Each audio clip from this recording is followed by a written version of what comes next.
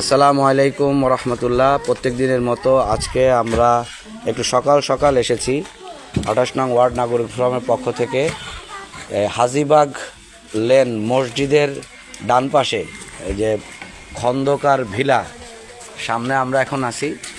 এখানে ডিপ পেড়ি কাটা হচ্ছে। ট্রেনের যে একদম তলদেশ থেকে যে মাটি ভরে গেছে সেইখান থেকে মাটি উঠানো হচ্ছে। গতকালকে আমাদেরকে সুপারভাইজার এবং এখানকার পরিচ্ছন্নতা কর্মী জাহাঙ্গীর ভাই রব ভাই বলেছিল যে আজকে তারা হাজীবাগ লেনের করবে, হাজীবাগ লেনের তারা পেড়ি তুলবে। তার সেই ফলশ্রুতিতে আজকে কাজ শুরু হয়েছে।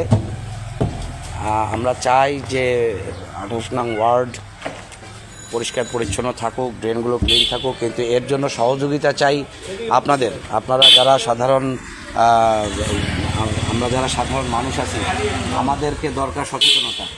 এই যে আপনার এই যে যত পেড়ি কাদা ময়লা কাদা বাড়ির কাজ বা সহ সমস্ত যে বিভিন্ন আবর্জনা আমরা ফেলে একটু দেখান, এখানে এই সমস্ত পলিথিন, সব পলিথিন ছাড়া কিছু নাই, যেখানে যা হাত দিচ্ছে পলিথিন। আমরা চাইব যে আপনারা সচেতন হই, আপনি সচেতন হই, অন্যকে সচেতন বানাই এবং ওয়ার্ডকে পরিষ্কার পরিচ্ছন্ন রাখার ব্যাপারে আমরা সবাই মিলে একসঙ্গে কাজ করি। সবাইকে অনেক ধন্যবাদ। আগামী আবার কোনো কার্যক্রম আপনাদের সামনে নিয়ে আসবো।